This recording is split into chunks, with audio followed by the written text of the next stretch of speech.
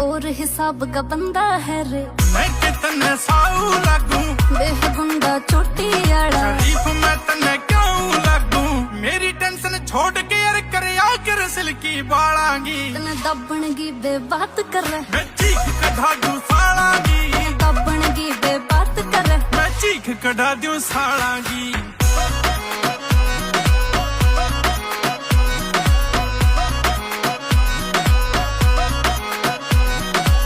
आकामा में के पढ़्यो है, स्वाद ही गोरी न्यारा है, 20 साला में 25 परचा, पेंडिंग पड़ा 18 है। कुदरती आंख खड़ी रे लोड पड़े न माल कालांगी, तने दबणगी बे बात कर रहे, मैं चीख कढ़ा दूं सालांगी, दबणगी बे बात कर रहे, मैं चीख कढ़ा दूं सालांगी।